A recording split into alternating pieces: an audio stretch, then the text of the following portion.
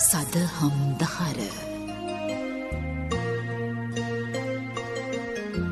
අපමණ විපත් අභිමුවවුවද සදාතනික බුදු දහමින් සලසාගත හැකි සැනසුම පැවසෙන සදහම් දෙසුම. සදහම් දහර. වෙළඳ සේවයෙන් සදහම් දහර.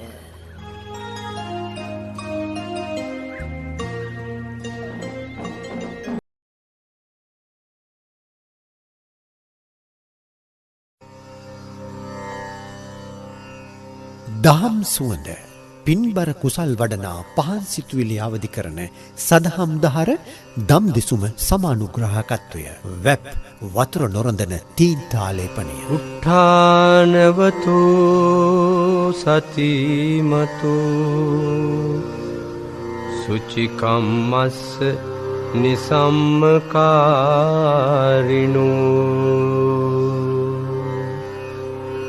සංයතස්සච ධම්මජීවිනෝ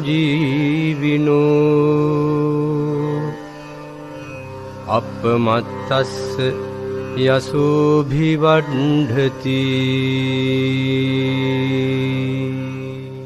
ස්ලිම් හා රන් සම්මානයෙන් පිදුම් ලද වෙබ් වතුර නොරඳන බිත්තියාලේපනය. වෙබ් ජලකාන්දු වැළැක්වීමේ තීන්ත. ජාත්‍යන්තර ප්‍රමිතිය පරිසර හිතකාමී වෙබ් තීන්ත. තෙතමනයට තිත ජලයෙන් නිවසේ ආරක්ෂාව. වෙබ්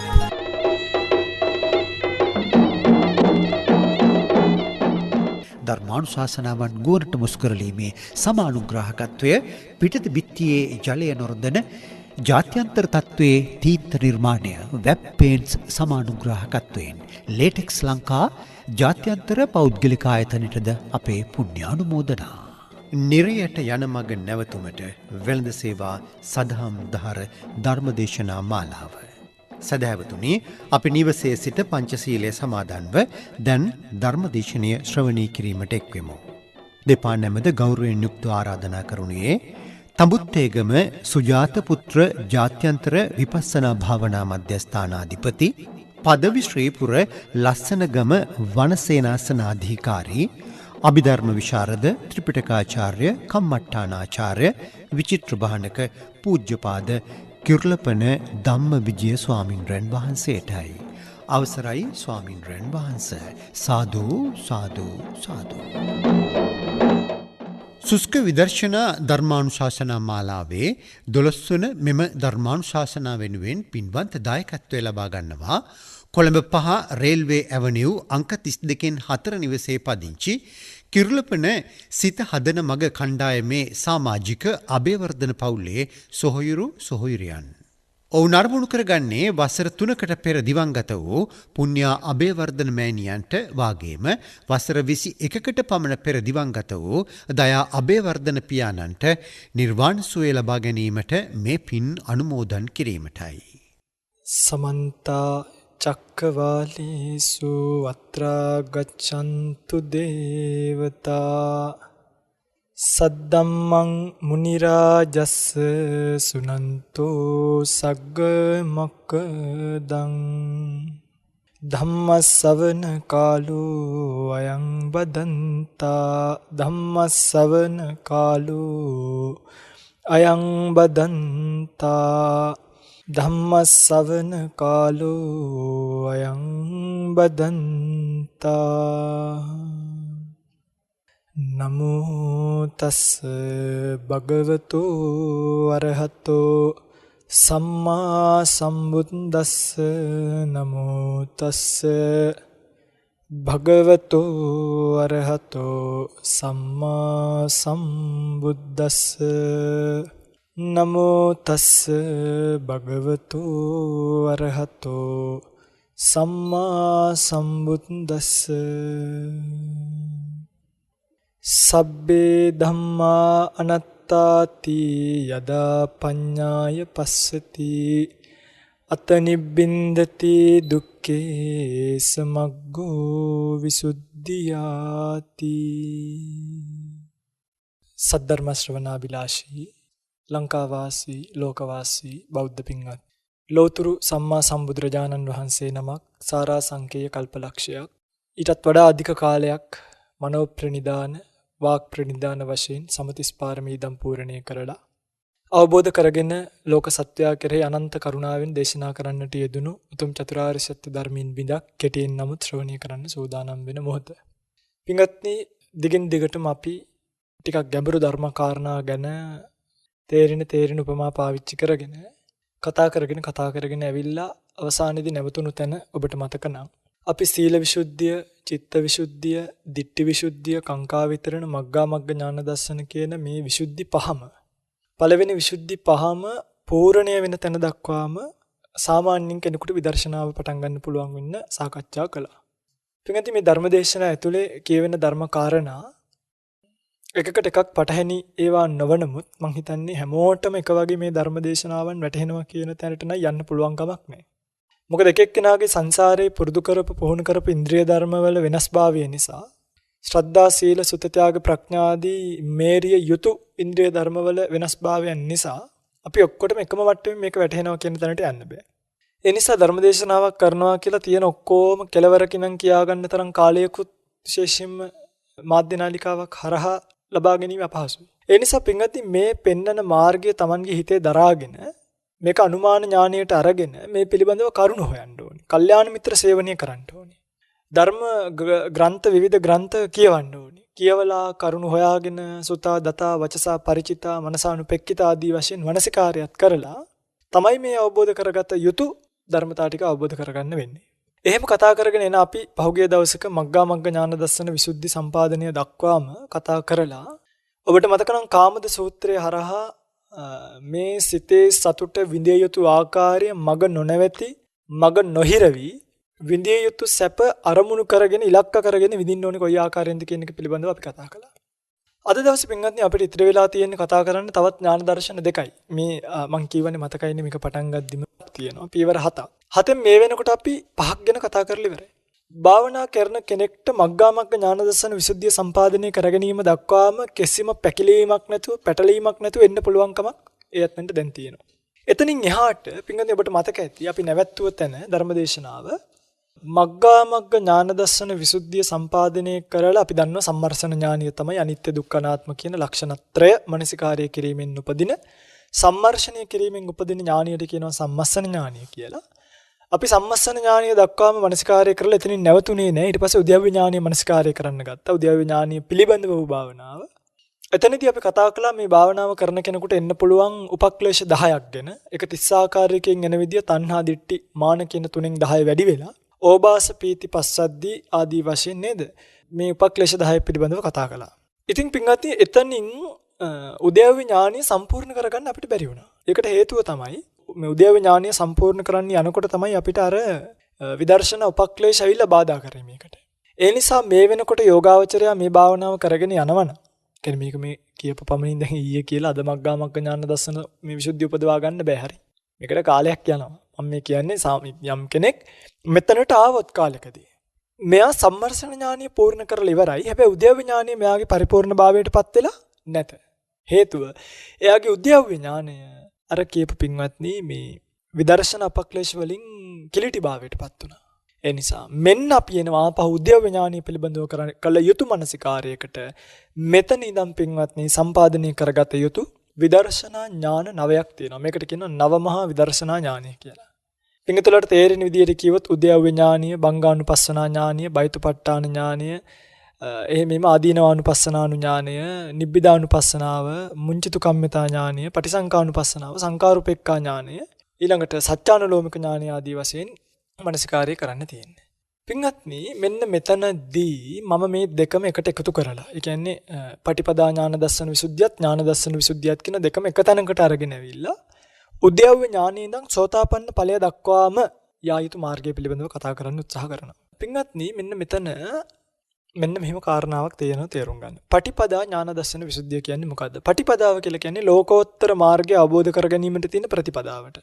ඥාන දර්ශනය කියලා කියන්නේ කවුරුත් කියන වැහිලා නෙමෙයි, කවුරුත් කියපු නිසා විශ්වාස කරා නෙමෙයි, තමන් ප්‍රත්‍යක්ෂයෙන්ම දැනගෙන. කියන්නේ තමන් මේක ප්‍රත්‍යක්ෂයෙන්ම යෙදිලා දැනගෙන අවබෝධ කරගත්තු නිසා ඒක සුපිරිසුදු ඥාන දර්ශනය. අන්න ඒකට කියනවා ඥාන දර්ශනය කියලා. පටිපදා ඥාන දර්ශන විසුද්ධිය කියලා කියන්නේ එතනින් පිරිසිදු භාවයටපත් වෙච්ච දැක්මක් තියෙන නිසා.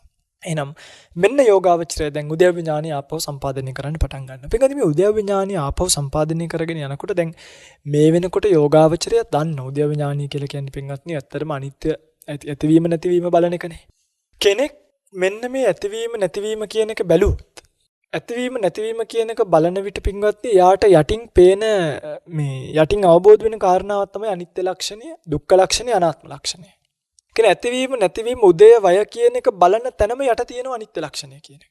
හැබැයි කෙනෙක් අනිත්‍ය ලක්ෂණය මනසිකාර්ය කිරීම තුළින් උදය ඥානිය උපදින්නේ නැත. ඒකෙන් උපදින්නේ සම්මර්ෂණ ඥානිය. ඒකට හේතුව තමයි අනිත්‍ය දුක්ඛ අනාත්ම කියන එක කොච්චර මනසිකාර්ය කළත් අනිත්‍ය කියන ලක්ෂණය වැහෙනවා සන්තති කියන ප්‍රඥප්තියෙන්. සන්තතිය මතකයිනේ නේ. එක දිගටම දීර්ඝ කාලයක් පවතින પરම්පරාවක් තියෙනවා කියලා දැන් හරියට අර ගලන ගඟක් වගේ. දැන් ගලන ගඟක මෙතන තියෙන වතුර ටික ඊළඟ පාරේ යනකොට පල්ලෙහාට ගහගෙන ගියාට මෙතන හිස් වුණා කියලා දැනෙන්නේ නැහැ. ඇයි දැනෙන්නේ නැත්තේ? උඩින් එන වතුර ටික මේ හිස්තැන පුරවනවා. ඒ වගේ මුළු ගඟම තප්පරයක් පාස පහලට ගැලුවත් අපිට පේන්නේ ගඟ හිස් වෙනවා වගේ නෙමෙයි ගඟේ වතුර තියෙනවා කියලා. අන්න ඒ වගේ නාම රූප પરම්පරාව නිරුද්ධ වුණාට නිරුද්ධ වෙනකොට මේ නිරුද්ධ වෙන නාම රූප પરම්පරාව පුරවන්න තවත් නාම රූප પરම්පරාවක් උපදින නිසා කොච්චර අනිත්‍ය ලක්ෂණය මෙනෙහි කළත් ඇතිවීම නැතිවීම කියන එක පේන්නේ නැහැ. කියන්නේ නැති වෙනව නිරෝධයක් පේන්නේ නැහැ. නිරෝධය අරමුණු වෙන්නේ නැත්තේ සන්තති ලක්ෂණෙන් අනිත්‍ය ඇහිලා තියෙන නිසා. ඊළඟට දුක්ඛ ලක්ෂණය පේන්නේ නැත්තේ මේකේ විපරිණාමාදී දුක්ඛිත ලක්ෂණ මේකේ වැහිලා තියෙනවා පින්වත්නි. ඒක පේන්නේ නැත්තේ මේකේ තියෙන සුඛ සංඥාව. ඒ කියන්නේ මේක නැවත ඇති කර ගැනීමට හැකි කියනවා වගේ සංඥාවක් එක්ක මේකේ දුක්ඛ ලක්ෂණය වැහෙනවා. පීඩන ලක්ෂණය වැහෙනවා. දුක මනසිකාරය කරාට උදේවය නොදකීම තුළ මේකේ කියන්නේ අනේ නැති වෙනවනේ කියලා දැනෙන්නේ නැහැ. මොහොතක් පාසා ක්ෂණයක් පාසා සංස්කාරයක් පාසා නාම රූපයක් පාසා ඊළඟට අනාත්ම ලක්ෂණය වැහෙනවා ඝන හතර නිසා. මතකයිනේ ඝන හතරක්ව සමූහ ගණය නේද? කෘත්‍ය ගණය, ආරම්මණය ගණය, සන්තති ගණය කියලා. දැන් මෙන්න මේ ඝන හතරෙන් වැහෙන නිසා අනාත්ම ලක්ෂණය පේන්නේ නැහැ. ජීවසංගේ නැති බව, සත්‍ය පුද්ගලයක් නැති බව. ඒ නිසා අනිත්‍ය දුක්ඛ අනාත්ම කියන එක මනසිකාර්ය කිරීමෙන් විතරක් උදේව ඥානිය උපදින්නේ නැහැ. හැබැයි උදේව ඥානිය පිළිබඳව කරන මනසිකාර භාවනාවෙන් අනිත්‍ය දුක්ඛ අනාත්ම කියන ලක්ෂණත්‍රයම මනාව වැටහෙන්න පටන් ගන්නවා. ඒ නිසා මෙතනදී කල යුත්තේ පැහැදිලිවම මතක තියාගන්න අනිත්‍ය දුක්ඛ අනාත්මය පිළිබඳව මනසිකාර්ය කිරීමම නෙමෙයි. ඇතිවීම නැතිවීම. ඒක ඇතිවීම නැතිවීම කියන්නේ උපාද වය, උදය වය, උපාදේ සහ නිරෝධය. මේක අනිත්‍ය ලක්ෂණ ආදී ඇතුළත්. එහෙනම් ඇතිවීම නැතිවීම මනසිකාර්ය කරනකොට මෙන්න මේ විදිහට කියන්නේ අපි ගන්නවා මේකෙදි පඨවි ධාතුව, ආපෝ ධාතුව, තේජෝ ධාතුව, වායෝ ධාතුව, විඥාන ධාතුව. මේව පහ ගන්නවා. කොහොමද? මෙන්න මේ විදිහට. පඨවි ධාතුව අධික රූප කලාපයෝ සියල්ල. එහෙමනේ අපි ගන්නේ පඨවි ධාතුව අධික රූප කලාපයෝ සියල්ල පෙර නොතිබීම ඇති වෙලා ඉතිරි නැතිවම නිරුද්ධ වෙලා යන ආකාරය පිළිබඳව මනසිකාරයක් කරන්න. ආපෝ ධාතුව අධික රූප කලාපත් ලැහි විදිහටම බලන්න. තේජෝ ධාතු, වායෝ ධාතු අධික රූප කලාපත් අවිද්‍යාව නිසා, ක්ලේශ නිසා, කියන්නේ කර්ම නිසා, තණ්හාව නිසා ඇති වෙන ආකාරය, ආහාර නිසා උපදින ආකාරය, ඒ විරුද්ධ ප්‍රත්‍ය ලැබීමෙන්, නිවැරදි ප්‍රත්‍ය නොලැබීමෙන් ඒක නිරුද්ධ වෙලා යන ආකාරය පිළිබඳව මනසිකාරය කරන්න. එතකොට ඔන්න ආපහු පින්වත්නි ඇතිවීම නැතිවීම පිළිබඳව පේන්න ගන්නවා. වර්තමාන රූපය මනසිකාරය කරන්න. එතකොට වර්තමාන විඥානය පිළිබඳව මනසිකාරය කරන්න. විඥාන ධාතුව ඇති වෙන විදිහ කියන්නේ චක්කුං පටිච්ච රූපේච උප්පජ්ජති චක්කු විඥානං තින්නං සංගති පස්සු. ස්පර්ශය කියන එක ඇති වෙන්නේ ඇහැට රූපයක් ඝට්ටණය වුණාම පමණයි. එහෙනම් ඇහැට රූපයක් ඝට්ටණය වීම කියන කාරණාව ඇතුළේ පිංගන්නේ ඔබට මතකයිනේ මම අර චිත්ත වීති ගැන කියලා දුන්නා. මේක චිත්ත වීතියක ආයුෂික පිළිබඳව කුඩාශන 3ක් උපාදිට්ඨි භංග කියලා දුන්නා. ඊළඟට රූප කලාපක ආයුෂ චිත්තක්ෂණ 17යි කියන එක කියලා දුන්නා. මෙන්න මේ විදිහට චිත්තක්ෂණයක නැත්නම් විඥානයේ තියෙන අවිනිශ්චිත භාවය, අස්ථීර භාවය, ස්ථීර නැති ස්වභාවය, අනිත්‍ය ස්වභාවය දශමින් මනසිකාරය කරනවා. එහෙම මනසිකාරය කරනකොට ඔන්න මගේ පින්වත්නි වර්තමාන රූප වේදන නැත්නම් නාම රූප කියන දේවල් අනිත්‍ය බව යාට තේරෙන්න ගන්නවා. වර්තමාන නාම රූප අනිත්‍යයි කියලා දකින්නකොටම පින්වත්නි ඒක තුරුම්බුව කරගෙන එහෙනම් වර්තමානයේ මේ තියෙන නාම රූපත් අනිත්‍යයි කියලා දැන් ප්‍රත්‍යක්ෂම දන්නවනේ. එහෙනම් අතීත නාම රූප ධර්මතා අය හිතන්න බලන්න දෙයක් නෑ. යකඩ මල්ලටත් ගුල්ලෝ ගැහුවනම් හාල් මල්ල බලන්නේවත් නැතුව විසි කරන්න කිව්වලු. අතීතේ නාම රූප ටිකත් නිරුද්ධ වෙලා ගිය ආකාරය බලන්න. එහෙනම් අනාගතයේ පහළ වෙන නාම රූපත් මේ ආකාරයෙන්ම නිරුද්ධ වෙනවද නැද්ද? නිරුද්ධ වෙලා යනවා.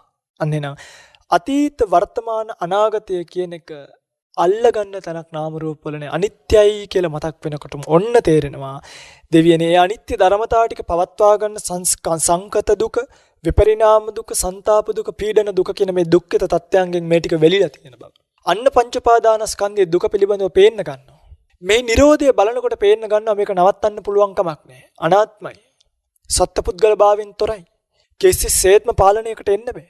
අන්න එහෙම පාලනයකට එන්න බෑ කියලා මතක් වෙනකොට උදය වය කියන එක පිළිබඳව පිළිගන්නේ මනා දැක්මකට එනවා ආපහු සැරයක් අර අනිත්‍ය දුක්ඛ අනාත්ම කියන ලක්ෂණ ත්‍රය මනසිකාරය තුලින් ඉපදිච්ච සම්මස්සන ඥානෙ පිහිට වෙලා සබ්බ සංකාර සියලු සංස්කාර ඇති වෙන විදිය සහ Nirodhe නැති වෙන විදිය පින්වත්නි මනසට ඥාණයට දැర్శණය වෙන්න පටන් ගන්නවා.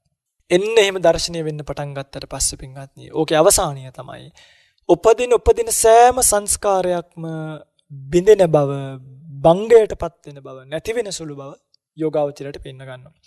කියන්නේ ආයි කිසිම සංස්කාරයක පින්වත්නි රැඳෙන්නේ නැහැ. උපදින සංස්කාර ධර්මයන් බංගයටපත් වෙන බව නැති වෙලා යන බව විනාශ වෙලා යන බව පේන්න ගන්නවා. අන්න එහෙම විනාශ වෙලා යන බව නැති වෙන බව බංගයටපත් වෙන බව පේන්න ගන්න දාට කියන උදේව්‍ය ඥානීය සම්පූර්ණයි බංගානුපස්සනා ඥානයට වැටුණා කියලා. නම් ඔන්න පළවෙනි නවමහා විදර්ශනා ඥානෙන් උදේව්‍ය ඥානීය සම්පූර්ණ වෙන තැන. බංගය පේන්න පටන් ගන්න ඕනි. එතකොට කියනවා උද්‍යව්‍ය ඥානීය සම්පූර්ණයි බංගානුපස්සනාවට වැටුණා.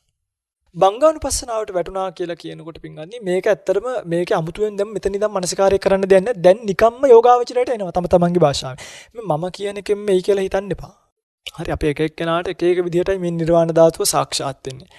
මොකද මට දුක වැටහෙන විදියට නෙමෙයි පින්වත්නි ඔබට දුක වැටහෙන්නේ. දුක එකයි.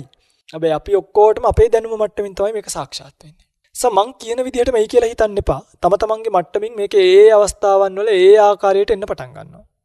බංගානුපස්සන ඥානයට ආවට පස්සේ අතහරින්න එපා. ටිකක් මේක බංගය ඒ කියන්නේ අනේ සෑම හරියට රත් වෙච්ච තැටියකට දාපු අබෑට වගේ උපදින සංස්කාරය බිඳි බිඳි යනව නේද?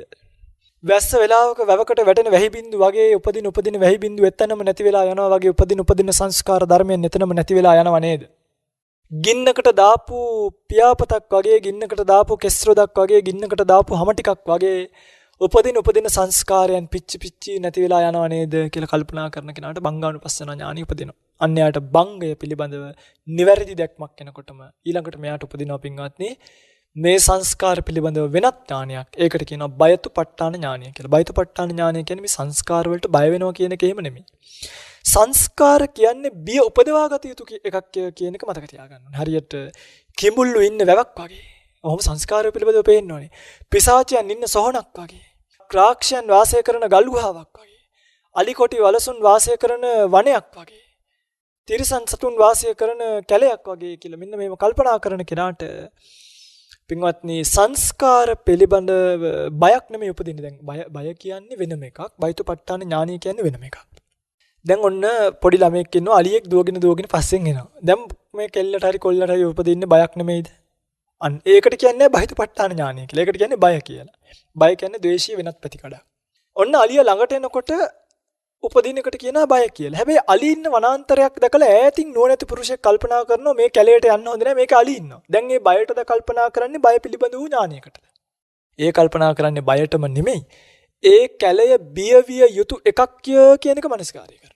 අන්න ඒ වගේ වැවට පැනලා කිඹුලා කන්න එනකොට බය වෙනවා කියන්නේ එකක්. වැව උඩේ ඉඳන් කිඹුල්ලු ඉන්නව ඇති කියලා නුවණැති පුරුෂයෝ බය පිළිබඳව ඈතින්ම ඥානි උපදවා ගන්නවා. ඒකනේ අර සීලේ පතිට්ඨාය නරෝ සපඤ්ඤා චිත්තම් පඤ්ඤංච භාවයන් ආතාපි නිපකෝ බික්ඛූ කි විස්ථානෝචිත ප්‍රඥාව තියෙන්න ඕනේ.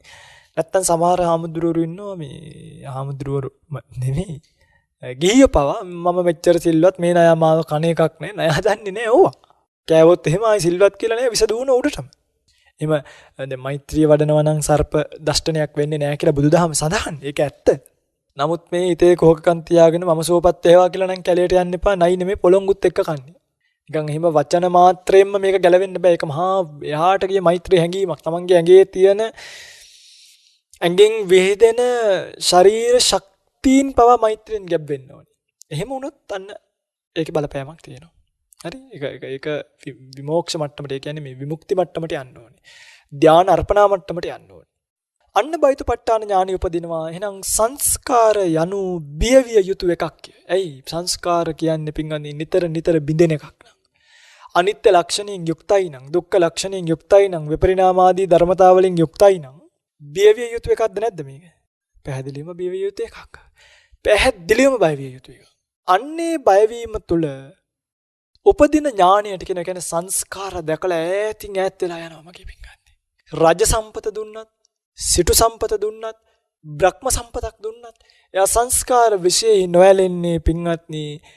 මේකේ උද්‍යව්‍ය දැකලා බංගානුපස්සනාව දැකලා බයතුපට්ඨාන ඥානිය කියන එක උපදින්නේ සංස්කාර විශේෂයි බියවිය යුත්තක් ඇතය කියලා මනසකාරය කිරීම තුළ. බයතුපට්ඨාන ඥානිය උපදින කෙනාට ඊළඟට උපදින ඥානියට කියනවා ආදීනවානුපස්සනානු ඥානිය කියලා. ඒ මොකක්ද? බයතුපට්ඨාන ඥානිය ඉපදීමත් එක්ක මෙයා කල්පනා කරනවා මේ බියවිය යුතු සංස්කාර ධර්මයන්ට පිහිටක් තියනවාද? කියන්නේ දැන් අපි කවුරුත් මැරෙනවානේ. සම්මුතිය ගන්නකොට ටික. අපි කවුරුත් මැරෙනවා මොකක් හරි හේතුවකින් අපිට නොමැරී ඉන්න පුළුවන්ද කියලා කල්පනා කරන්න. ඊළඟ සංස්කාරයෝ ආදීනව සහිතයි යන්න ඒ පිහිටක් නැහැ. රැකවරණයක් නැහැ. කොච්චර AC එකක් ඇතුලේ දාලා තිබ්බත් දැන් පින්ගන්නේ මේක ගැන අපි අවසානයේ කතා කරමුකෝ. කොච්චර රැකවරණයක් දාලා තිබ්බත් කොච්චර කැම බීම දීලා පරිස්සම් කළත් මේක නවත්ත ගන්න බෑ. පිහිටක් නැහැ. පිළිසරණක් නැහැ. උපස්තම්භනයක් නැහැ. සංස්කාර වලට පිහිටලා ඉන්න. ඒ නිසා සංස්කාර පිළිබඳව පිහිටක් නැහැ කියලා ඇති කරගන්න ඥානියට කියනවා ආදීනවානුපස්සන ඥානිය කියලා. ආදීනවේ දකින්න. ආදීනවේ දැක්කට පස්සේ ඊළඟට ඇති වෙන ඥානියට කියනවා නිබ්බිදානුපස්සනාව කියලා. නිබ්බිදානුපස්සනාව මුංචිතු කම්මිතා පටිසංකානුපස්සනාව. ඔහොම ඒ ඥාන ටික එන්නේ හරි.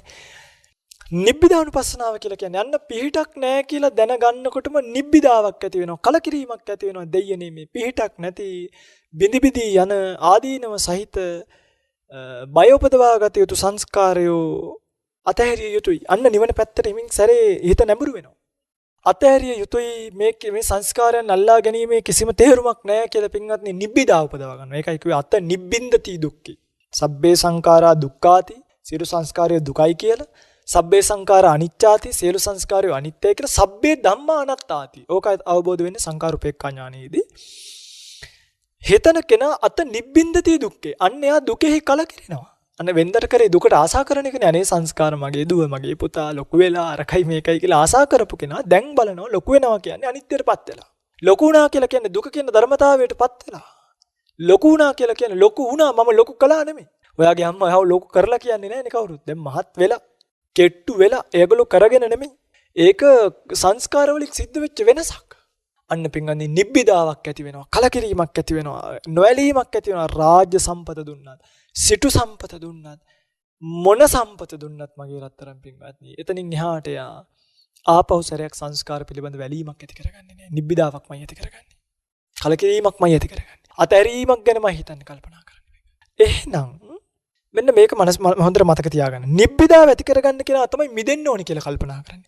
කලකිරීම ඇති වෙච්ච කෙනාට තමයි මුංචිතු කම්මිතා ඥානය. මුංචිතු කම්මිතා ඥානය කියලා කියන්නේ මගේ පින්වත්නි මිදෙන්න ඕනේ. සංස්කාරවල ඇලෙන්න හොඳ නැහැ. සංස්කාරවල මුලා වෙන්න හොඳ නැහැ. සංස්කාර පිළිබඳව ඇති සංඥා වර්ධවා ගන්න හොඳ නැහැ. දැන් අපේ මිනිස්සු අනිත්‍ය දේවල් නිට්ටය විදියට, දුක දේවල් සැප විදියට, අනාත්ම දේවල් ආත්ම විදියට ග්‍රහණය කරනවානේ. ඒකට කියනවා සංඥා විපර්යාසය කියලා. අනිච්ච නිච්ඡන්ති පස්සති, දුක්ඛේ සුඛන්ති පස්සති. අනිත්‍ය දේවල්, බියවිය යුතු දේවල්, සැපයලවිය යුතු දේවල් පිළිබඳව ගන්නවා. අසුබ දේවල් සුබයි කියලා ග්‍රහණය කරගන්නවා. අසුබේ සුබන්ති පස්සති. අනිත්‍ය දේවල් නිට්ටයයි කරගන්නවා, දුක දේවල් සැප විදියට ගන්නවා, අසුබ දේවල් සුබ විදියට ගන්නවා, අනාත්ම දේවල් ආත්ම විදියට ගන්නවා. මෙන්න සංස්කාර පිළිබඳව යථාර්ථය දැකලා මේක පිළිබඳව නිබ්බිදාව ඇති කරගත්තු කෙනා, කලකිරීම ඇති කරගත්තු කෙනා, එතනින් එහාට පින්වන්නේ ආපහු සංස්කාර විශේෂ මුලා වෙන්නේ නැහැ. ඒ සංස්කාර විශේෂ මුලා නොවීම තුළ එයාට සිද්ධ වෙනවා සංස්කාර වල කිසිදු ආකාරයේ පිහිටක් පිළිසරණක් නැතයි කියන සංඥාවෙන් සංස්කාර වලින් මිදීමම සැපයක්ය, සංස්කාර අතහැරීමම සැපයක්ය, මිදිය යුතුය කියන හැඟීමට එනවා. අන්න ඒකට කියනවා මුංචිතු කම්මිතා ඥානය. මුංචිතු කම්මිතා කියන්නේ මිදෙන්න ඕනි කියන එකට. මිදෙන්න ඕනි කියලා කෙනා ඊළඟට උපදවා ගන්න ඥානය තමයි පටිසංකානුපස්සනා ඥානය. පටිසංකානුපස්සනා ඥානය කියලා කියන්නේ පින්වත්නි දැන් මේ තාම පෘථග්ජනයිනේ. මෙතනට එනකොටත් තාමත් මේ සත්‍ය පෘථග්ජනයි. පෘථග්ජන භාවයට පින්වත්නි මේ හොඳට මතක තියාගන්න එයාට මේ ලෝක ඉෂ්ඨාරම්මණය කියන එක කොයි වෙලේ හරි මතුවලා ඉන්න පුළුවන්. කියන්නේ මේ කෙලෙස් ධර්ම යට කරලා විස්කම්බන වශයෙන් ප්‍රහීන වෙලා තදංග වශයෙන් ප්‍රහීන වෙලා තිබ්බට තාම අනුශේ වශයෙන් ප්‍රහීන නැහැ. සක්කාය දිට්ඨි, විචිකිච්ඡා, සීලබ්බත පරාමාස කියන තුන් සංයෝජන තාමත් ප්‍රහීන නැත. තාමත් ප්‍රහීන නැහැ. ඒ නිසා ඉෂ්ඨාරම්මණය මතුවලා ඉන්න පුළුවන්. මේ ලෝකේ ආස්වාදයකුත් නැද්ද? තියෙනවා. අස්සාදුවත්ති. ආස්වාදයකුත් තියෙනවා, ආදීනමයකුත් තියෙනවා. හැබැයි ආදීනමයම විශාලයි. නමුත් ආදීනමේ තියෙන සංගවිලා ආස්වාදයේ තියෙනවා පේන්න. හරියට විස මිශ්‍ර වෙච්ච කැවුම් ගෙඩියක් වගේ. විස මිශ්‍ර වෙච්ච කැවුම් ගෙඩියක් දැක්කහම අපිට හිතනවාද මගේ පින්වත්නි ඕකේ විස තියෙනවා කියලා? මොනවද දැනෙන්නේ? ඇහැට දැනෙනවා කැවුම් ගෙඩියක් කියලා. කනටත් ඇහෙනවා අන්න කැවුමක් තියෙනවා කියනවා. නාසයටත් සුවඳ දැනෙනවා. දිවටත් ටිකක් රස දැනී නොදැනී යනවා. ඇල්ලුවාම සනීපෙත් දැනෙනවා. දැන් මේ පහටම අහුනේ නැහැ මේක විස තියෙනවා කියලා. හැබැයි අරකේ විස තියෙනවද නැද්ද? විස තියෙනවා. ඕක වළඳපු ගමන් නැත්තම් ආහාරයට ගත්ත ගමන් මොකද වෙන්නේ? සැඟවිලා තියෙන ආදීනව එළියට ඇවිල්ලා මිනිහා මරණයට උනත්පත් වෙන්න පුළුවන්. අන්න එනං ආස්වාදය තමයි පේන්න තියෙන ආදීනවේ තියෙන හැංගිලා. හැබැයි ආදීනවෙම විශාලයි. මනුෂ්‍යයා මරණයට උනත්පත් කරන්න පුළුවන්. ඒ නිසා විෂ මිශ්‍ර කැවුම් ගෙඩියක් වගේ මේ ලෝකේ ආදීනවේ තියෙන හැංගිලා මගේ පින්වත්. දැන් විවාහ වෙනකොට ওই විවාහ ජීවිතයේ ආදීනවේ පේන්නේ නැහැනේ කාටවත්. ඒ නිසානේ විවාහ වෙලා ටික කාලයක් ගියාට පස්සේ කියන්නේ ආදුරණේ අපිටත් බැරි වුණානේ ගැලවෙන්න. එහෙම කියනවා විවාහ වෙච්ච ඕන කෙනෙක්ගෙන් අහලා බලන්න. ඇයි ආදීනවේ පෙනිලා නැහැ? දරුවෝ හම්බෙන්න ඉන්නවා ගෙවල් දොරවල් වලට ණය වෙලා කොහොම බේරෙන්නද? බේරුණොත් එහෙම මානව අයිතිවාසිකම් පවා යනවා. ඊට පස්සේ උසාවියෙන් කැන්දන් එනවා ආපහු ගෙදරට. ඊට පස්සේ ඉන්නේ ආදරෙන් නෙමෙයි උසාවි නියෝගය නිසා. එහෙමත් තියෙනවා ලංකාවේ. පින්ගන්නේ කවුද විවාහ වෙන්නේ පොතේ ලියන්නේ නැතුව? ඉච්චර විශ්වාසයක් තියෙනවා නම් මං කියන්නේ ඔය රෙජිස්ටාර්ලා ඕනි නෑ යන්නකො ගෙවල් වල. ඇයි පොතෙත් දීලා සාක්ෂිත් අත්සන් කරන්නේ? මේවා ඕලාරික දේවල් මේවයින් තේරුම් ගන්න. ඒ නිසා ඉෂ්ඨාරම්මණය පේන නිසා අනිෂ්ඨාරම්මණය හැංගිලා තිබ්බත් කාලෙකදී අනිෂ්ඨාරම්මණ මාරු වෙලා එන්න පුළුවන්කම තියෙනවා. ඒ නිසා මොකද කරන්න ඕනේ? ඉෂ්ඨාරම්මණය එන්න නොදී අනිෂ්ඨාරම්මණයම මතුවෙලා එන විදියට නැවතත් අනිත්‍ය ලක්ෂණය, අනාත්ම ලක්ෂණය, දුක්ඛ ලක්ෂණය මනසිකාරය කරන්න ඕනේ. නැවත කියන්නේ පිටින් දැන් ආයේ මේ අපේ සබ්බං අනිච්චං කිය ඉන්න ඕනේ නෑ. S2 වහගෙන පැත්තකට ගිහින් ඉඳ ගත්තාම මගේ පින්වත්නි, එයාට මේ භාවනාව තරම් සැප උපදවන වෙන එකක් නෑ. ඒ කියන්නේ එයාගේ හිත කොහේවත් යාන වාහනවල, ගෙවල් දොරවල් වල, වෙනත් ඉඩ කඩම් වල දූ දරුවන්ගේ මැත්තේ වැටෙන්නේ නෑ. වට ගන්නේ නැහැ නෙමෙයි වැටෙන්නේ. සංස්කාරවල පිහිටක් නැත. සංස්කාර බියෝපදවා ගත යුතුය. සංස්කාර වලට උපස්තම්භනයක් නැත. සංස්කාර පිළිබඳව කලකිරීමක් ඇති කරගත යුතුය කියලා හැඟීම ආවට පස්සේ කොහේද ඇලෙන්නේ? අන්න ඒ නිසා පටිසංකානුපස්සනා ඥානය කියලා කියන්නේ නැවත අනිත්‍ය දුක්ඛ අනාත්ම පිළිබඳව කරන මනසිකාරයක්. ආපහු සැරයක් මේ අනිත්‍ය දුක්ඛ පිළිබඳව කරන මනසිකාරයෙන් ඇති වෙන තිර අනිෂ්ඨාරම්මණය පිළිබඳව දැක්ම. ඉෂ්ඨාරම්මණය යටපත් කරන වේගය තමයි පටිසංකානුපස්සනා ඥානය කියලා කියන්නේ. දැන් අපි කීයක් කතා කරාද? උද්‍යව ඥානය, බංගානුපස්සනා ඥානය, බයිතපට්ඨාන, ආදීනවානුපස්සනාව, නිබ්බිදානුපස්සනාව, මුංචිතු කම්මතා, පටිසංකානුපස්සනා. 7ක් ඉවරයි. ඉතුරු වෙලා තියෙන දෙක තමයි සංකාරුපේක්ඛා සහ සත්‍යානුලෝමික ඥානය කියන්නේ. ඔන්න පටිසංකානුපස්සනාව මනසිකාර්ය කිරීම තුළ උපදින ඥානය පින්වත්නි යාව කෙලින්ම අරගෙන යනවා සංස්කාරවලට. යෝගාවචරේ මේක මේ උස්සන් ගිහිල්ලා තියෙනවා නෙමෙයි භාවනා විද්‍ය තප්පර කීපයයි සමහරකට මේකට යන්නේ. සමහරකට කෙනෙකුට මාසයක් යන්න පුළුවන්, කෙනෙකුට අවුරුද්දක් යන්න පුළුවන්. අධි ප්‍රඥයෙකුට නම් සංසාරේ මේ ධර්ම පුරුදු කරගෙන ආපු සංකාරුපේක්ඛා ඥානයට යනවා කියන එක පිටදී තප්පරෙන් වෙන්න පුළුවන් එකක්. සංකාරුපේක්ඛා ඥානයට ගියාට පස්සේ පින්වත්නි එයාගේ හිත සංස්කාර පිළිබඳව දැන් මේ නිවන පෙනිපෙනි තියෙන්නේ. හරිද? දැන් යාට නිවන ඉතා ළඟයි. සෝතාපන්න ඵලය කියන එක. අතිශය අත ළඟයි තියෙන්නේ. හැබැයි එයාට නිවන පේන්නේ නැත්. නිවන අහු නොවන තාක් එයාගේ හිත සංස්කාරවල තමයි අනිත්‍ය දුක්ඛ අනාත්ම. අනිත්‍ය දුක්ඛ අනාත්ම බල ඉන්න කෙනෙක් ඇතිවීම නැතිවීම විශේෂයෙන්ම ආත්ම ලක්ෂණය තමයි මෙතනදී මනසිකාර්ය වෙන්නේ. ඒ කියන්නේ මේ කර්ම චිත්ත ඍතු ආහාර ආදී රූප සමුට්ඨාන ධර්ම වලින් ඇති වෙන රූප ධර්මත් ඒ හේතුවෙන් ඇති වෙන නාම ධර්මත් අපි ඇති කරන එකක් නෙමෙයි. හේතුන්ට අනුරූපීව හටගෙන හේතු නැති කල්හි නිරුද්ධ වෙලා යනවායි කියලා මනස්කාර වෙනවා. ඒකයි ධම්මචක්කප්පවත්තන සූත්‍රයේ දේශනා කළේ හේතුම් පටිච්ච සම්භූතෝ හේතු භංගා නිරුච්ඡති. මේ ගාථාවේ තියෙන ගැඹුර දැන් ඔබට තේරෙනවද? හේතුම් පටිච්ච සම්භූතෝ හේතු භංගා නිරුච්ඡති. මේක තවත් ගත්තොත් එහාට කතා කරලා සියලු සංස්කාරයෝ අනිත්‍යයි දුකයි අනාත්මයි කියන එක සත්පුද්ගල භාවයකින් තොරව නිකං ස්වභාව ධර්මයෙන් සිද්ධ වෙන ක්‍රියාවලියක් කියන එක මේ සංකාරපේක්ඛා ඥානෙ නැවත මනසිකාර්ය වෙනවා. සමහරුන්ට මේක 100,000 වාරයක් නෙමෙයි ලක්ෂ කෝටි වාරයක් සමවදින්න වෙනවා. මොකද එයාට නිවන අහු වෙනකම් එයාගේ භාවනාව තියෙන්නේ මේක වටේ. මේකට පිටින් පූර්වාචාරින් වහන්සේලා පොඩි උපමාවක් දේශනා කරනවා. අර මුහුදු යන නැව් කපිතාන්ලා පක්ෂියෙක් කරගෙන යනවා කාක්කෙක් කරගෙන යනවා. කාක්කෙක් කරගෙන ගිහිල්ලා ගොඩබිමක් හොයාගන්න බැරි වුණොත් මොහොත මැදදී මොකද කරන්නේ? කාක්කව අතාරිනවා. ඊපස්සේ මේ කාක්කා 4 දිශාවට පියාඹලා ගිහිල්ලා ආපහු සැරයක් නැවට නාවොත් කපිතාන්වරු තීරණය කරනවා මේ ළඟපාත ගොඩබිමක් තියෙන බව. මොකද කාක්කා ගිහිල්ලා කෙලින්ම වැහුවේ ගොඩබිමේ. හැබැයි කාක්කට ගොඩබිමක් අහුනේ නැත්තම් පිටින් කාක්කා කියලා මුහුදේ වහන්නේ නැහනේ. කාක්කා කැරකිලා ඇවිල්ලා ආපහු තුඹේම අර තියෙන කුඹ ගහේම වහනවා. ඒකෙන් කපිතාන්ලා තීරණය කරනවා ළඟ වටපිටාවේ ගොඩබිමක් නැති බව. අන්න ඒ වගේ මේ වෙලාවේ යෝගාවචරය ගිහිත නිවන කියන කහු නොවන තාක් කුඹ ගහේ වහලා ඉන්න කාක්කා වගේ ගොඩබිම අහු නොවන තාක් නිවන කියන කහු නොවන තාක් වහලා ඉන්න සංකාර උපේක්ෂාවේ. කියන්නේ සංස්කාර පිළිබඳව ඇලීමකුත් නැහැ. සංස්කාර පිළිබඳව ගැටීමකුත් නැහැ. තියෙන්නේ මධ්‍යස්ථභාවය. ඒ මධ්‍යස්ථභාවයට කියන උපේක්ෂාව කියලා ඇලීමකින් ගැටීමකින් තොර බව. ඒකට කියනවා සංස්කාර පිළිබඳව උපේක්ෂාව කියන තැන සංකාර උපේක්ඛා ඥානය කියලා. සංකාර උපේක්ඛා ඥානෙ නැවත සමවදිනකොට පින්වත්නි මෙයාට එක වෙලාවක මෙයාගේ පූර්ව කුසල කර්ම, මෙයාගේ වීරිය, මෙයාගේ ඉන්ද්‍රිය ධර්ම මෝරපු ස්වභාවයන් ඔක්කොම හේතු වෙලා එයාට නිවන අරමුණු වෙනවා. නිවන අරමුණු වෙනකොටම මගේ පින්වත්නි සංකාර උපේක්ඛා ඥානියට නැවත සමවැදීම තුළ හොඳට මතක තියාගන්න මේ කියන්නේ මාර්ගඵලයටපත් වෙන අවස්ථාව. එයා මෙච්චර වෙලා මනසිකාරය කරපු අනිත්‍ය දුක්ඛ අනාත්ම කියන ත්‍රිලක්ෂණයෙන් එයාට මනවින් වැටහිච්ච ලක්ෂණය අරගෙන සිත භවාංගගත වෙනවා. භවාංගගත වෙලා ඊළඟට උපදින්නේ මනෝද්වාරික චිත්ත වීතියක්. මනෝද්වාරික චිත්ත වීතියක් උපදින්නේ අර භවාංගගත වෙච්ච අරමුණම අරගෙන තමයි ආයිත් මනෝද්වාරික චිත්ත වීතියක් උපදින්නේ. ඊළඟට උපදිනවා ජවන් සිතක්. ඒකට කියනවා පරිකර්ම ජවනය කියලා. ඊළඟට උපදිනවා ආයිත් ජවන් සිතක්. ඒ අරමුණු කරගෙනම ඒකට කියනවා අනුලෝම ජවනය කියලා. ඊළඟට මගේ පින්වත්නි උපදින්නේ කෙලින්ම අනුලෝම ඥානය. අරකට අනුලෝම ජවනය කියලා කියන්නේ අනුලෝම ඥානයට අනුලෝම වෙන නිසා. මේ උපචාර ජවනය කියලා කියන්නේ. අනුලෝම ජවනය නෙමෙයි උපචාර ජවනය.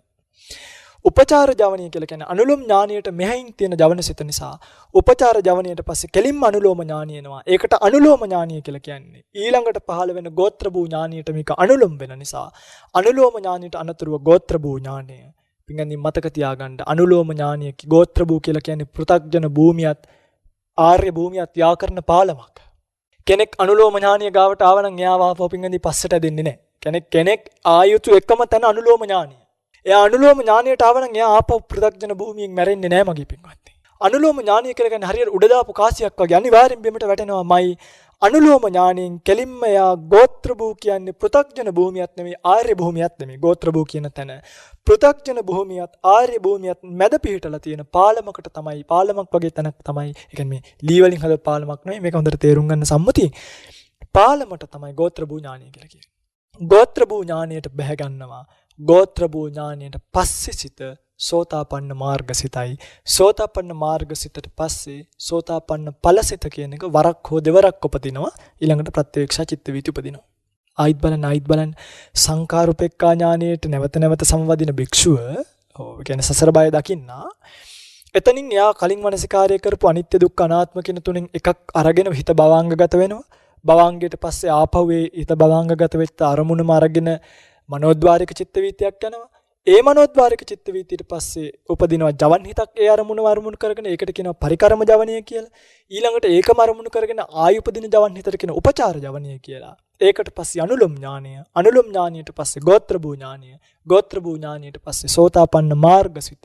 මාර්ගසිතට අන්නතුරුවම කිසිදු හිස්තැනක් නොතියා ඵල කියන සිත් එකක් හෝ දෙවතාවක් පහළ වෙනවා. ඊළඟට එයා සෝතාපන්න ඵලයටපත් උනාය, සක්කාය දිට්ඨිය දුරු උනාය, විචිකිච්ඡාව දුරු උනාය, සීලබ්බත පරාමාස දුරු උනාය කියන ප්‍රත්‍යවේක්ෂා චිත්ත වීතියක් යාට එනවා. එයා ඒකාන්තයෙන් දන්නවා තමන් සෝතාපන්න ඵලයටපත් උනා කියලා. නිවන් යන එකත් හිතන තරම් ලේසි නෑ කියලා දැන් නම් ඔබට දැනෙන්න ඕනි. මේ තමයි පිටකදී නිවන දක්වා විහිදිච්ච මාර්ගය. පිටකදී මෙන්න මෙතන තමයි මාර්ගඵල අවබෝධය කියන එක තියෙන්නේ. ඔබට තේරෙනවද ඔබ කොච්චර මේක මනසිකාර්ය කිරීමකින් ඉවසීමකින් දරාගෙන ඉන්න ඕනිද කියලා? පින්ද බුදු කෙනෙක් ඇයි කලින් ආත්මික සෝවාන් වෙන්නේ නැත්තේ? එයා මගේ පින්වත්නි සාමාන්‍ය බෝසතාණන් වහන්සේ නමක් ඔය කියපු මාර්ගයේ සංකාර උපේක්ඛා ඥානියට වෙනකම් හිත වර්ධනය කරනවා. ඒ කියන්නේ සියලු උද්‍යව්‍ය දකිනවා, බංගානුපස්සනා, බයිතුපට්ඨාන, ආදීනවානුපස්සනා, නිබ්බිදානුපස්සනා, මුංචිතු කම්මතා, පටිසංකානුපස්සනා මේවා දැකලා සංකාර උපේක්ඛා ඥානියටම සමවැදිලා පින්වත්නි උන්වහන්සේලා මේ මහා උතුමන් වහන්සේලා මේ මහා කැපකිරීම කරන මහා උත්තමයන්න් වහන්සේලා බුදු බව කියන එක අනිත්‍ය විදිහට දකින්නේ නැහැ. බුදු බව කියන එක අනාත්ම විදිහට දකින්නේ නැහැ. බුදු බව කියන එක දුක්ඛ විදිහට දකින්නේ නැහැ. දකින්නේ නැත්තේ මෝහය නිසා නෙමෙයි. මතක තියාගන්න. මුලාව නිසා නෙමෙයි එහෙම දකින්නේ නැත්තේ. ඒ දකින්නේ නැත්te පින්වත්නි හිතාමතාමයි. අනේ තනියෙන් දකින්න නිවනින් වැඩක් නැද? කිං මේ තින්නේ නේකේන පුරිසේන තාම දස්සන. ඔන්න හැංගීම. මේ පුරුෂ ශක්තිය දන්න මා විසින් තනියම ඈතර වීමෙන් කවර ඵලයක්ද? ඇයි මම තනියෙන් නිවන් දකින්නේ? ඇයි මට බැරි තවත් පිරිසකට පිට වෙන්න සුවසූ දහසක් ලෝක සත්‍යයන් නිවාගෙනම නිවෙනවායි කියන හැඟීමෙන් සම්මා සම්බුද්ධත්වයේ පතන උතුම් බෝධිසත්වවරු සංකාර උපේක්ඛා ඥානයට ඇවිල්ලා නවතිනවා. උන්වහන්සේලා සියලු සංස්කාරය අනිත්‍යයි දුක්ඛයි අනාත්මයි කියන දකින්න. හැබැයි උන්වහන්සේලාගේ හිත එතනින් භවංගගත වීමක් වෙන්නේ නැහැ. වෙන්නේ නැත්තේ බුදු බව කියන උපාදානිය හිතේ තියෙන නිසා. ඒක උපාදානයක්. නරක උපාදානයක් නෙමෙයි. ඒක තණ්හාවක්. නරක තණ්හාවක් නෙමෙයි. නිවනට තණ්හා කරනවා වගේ. බුදු බවට තණ්හා කරනවා කියන්නේ විමුක්තියටයි තණ්හා කරන්නේ. ඒ කියන්නේ කරුණාවකටයි තණ්හා කරන්නේ. ඒක ප්‍රශ්නයක් නෑ බුදුරජාණන් වහන්සේට. ඒ උතුමන්න් වහන්සේලා කැමති උතුමන්න් වහන්සේලා දන්නවා සසරේ ස්වභාවය. ඒ උතුමන්න් වහන්සේලා මේ කැපකිරීම කරන්නේ මේ මුලාවෙන් නෙමෙයි. පින්වත්නි හිතන්න එපා මේ වකුගඩුවක් දන් දීලා පටක ටිකක් දන් දීලා ආමාශයක් දන් දීලා බුදුබව පතන්න පුළුවන් කියලා. ඒක වැරදීමක්. ඒවා ඕනේ තමයි. හැබැයි ඉතින් නේද වතුර වලින් විතරක් පරිප්පු හැදෙන්නේ නේ. පරිප්පුත් එපේ. පරිප්පු විතරක් තියලා මදි වතුරත් ඕනි. අර කැපකිරීම දානං සීලංච නෙක්කම්ම පඤ්ඤා විරියේන පංචමෝ කන්ති සච්ච මදිට්ඨානං මෙත්තුපෙක්ඛායි මේ දස කියන මේ දසපාරමිතා ධර්ම ඕනි තමයි. හැබැයි සසරට වැටෙන්නේ මුලාවෙන් නම් මගේ පිංගුනි කොහේ කරකලා යයිද කියලා මන් දන්නේ නැහැ. ඒ නිසා මේ ලෝක සත්‍යය වෙනුවෙන් සංස්කාරයන් පිළිබඳව දැකම තව 100,000 වාරයක් නිරේ උපදින්න උනත් මම ලෑස්ති. ලෝක සත්‍යව නිවන්න මම ලක්ෂ කෝටි වාරයක් නිරේ පැහැෙන්න උනත් ලෑස්ති කියන මහා කැපකිරීම තියෙන උතුමෙක් ඔය කියන සංකාරුපේක්ඛා ඥානිය නවතිනවා. එතනින් එහාට යන්නේ නැහැ. හැබැයි යන්න බැරි නිසාද යන්නේ නැත්තේ නෑ. උන්වහන්සේලාට ගැලවෙන්න බැරි නිසා නෙමෙයි ගැලවෙන්නේ නැත්තේ. උන්වහන්සේලාට ගැලවෙන්න උවමනාවක් නැහැ. උන්වහන්සේලාට යම් දිනක ගැලවෙන්න උවමනාවක් ආවොත් එක මොහොතයි. උන්වහන්සේලා ගැලවෙන්නේ නැත්තේ Tamanට ගැලවෙන්න බැරි නිසා නෙමෙයි Tamanට ගැලවෙන්න ඕනේ නැති නිසා. ඒකත් මතක තියාගන්න. මෙන්න මේක තමයි සෝතාපන්න වෙනකන් යන්න තියෙන මාර්ගය. පින්වත්නි බොහොම දැන් අපි සීලෙන් පටන් අලන් ඇතිනේ මේ සෝතාපන්න ඵලය දක්වා. දැන් ආයයි බණ ඇහිම නෙමෙයි කරන්න ඕනේ මේ මාර්ගය තුල එන්න. මේ ධර්මතා ලෝකෙ තියෙන්න ඕනි. අපි අපවත් වෙච්ච දාකාරී කවුරු හරි මේක දැනගෙන ඉන්න ඕනේ. නේද? පින්වත්නි මතක තියාගන්න සෝතාපන්න ඵලස්ත පුද්ගලයා කියන්නේ එතන. සෝතාපන්න වෙච්ච පුද්ගලයෙක් තුල සක්කාය දිට්ඨිය නැත. සක්කාය දිට්ඨිය කියලා කියන්නේ සක්කාය දිට්ඨිය කියලා කියන්නේ පංච උපාදානස්කන්ධයට දිට්ඨිය කියලා කියන්නේ වරදවා ගැනීම. සක්කාය දිට්ඨිය කියලා කියන්නේ පංච උපාදානස්කන්ධය වරදවා ගැනීම. එහෙනම් සෝවාන් ඵලස්ත පුද්ගලයා තුල ඇයි සක්කාය දිට්ඨිය නැත්තේ? එයා උද්‍යව්‍ය ඥානි ධම්ම මේක ක්‍රියාකාරීත්වය දැකලා සංකාරුපේක්ඛා ඥානිදී හොඳටම දැක්කා. ක්‍රියාත්මක කරන කෙනෙක් නැත. හේතුම් පටිච්ච සම්භූතෝ හේතුබංගා නිරුජ්ජති. හේතුන්ගෙන් හටගන්නවා හේතු නැති වෙනකොට නැති වෙනවා. මිසක් මමය ආත්මය ආත්මනීයය කියලා ගන්න පුළුවන් හැඟීමක් නැහැ. සක්කාය දිට්ඨියක් නැහැ. සක්කාය කියන එක නිවැරදිව ග්‍රහණය කරපු නිසා යාට සක්කාය දිට්ඨිය නැහැ. විචිකිච්ඡාවක් ආයි සැක නැහැ මේ මාර්ගය හරියද? මේක ගියොත් නිවන් දකින්න පුළුවන්ද? මේක ඇත්තද? ඇයි? යා ප්‍රත්‍යක්ෂම අවබෝධ කළා. සක්කාය දිට්ඨිය දුරු කිරීමක් සමගම භව තෘෂ්ණාවක් පහළ වෙන්නේ නැති බව. එයාගේ පින්වත්නි ආයෙත් භව තෘෂ්ණාව ඉවරයි. එයා ආපහු උපදින්න ඕනි කියලා තැනට යන්නේ නැහැ සංස්කාරවල පීඩාව දන්න නිසා.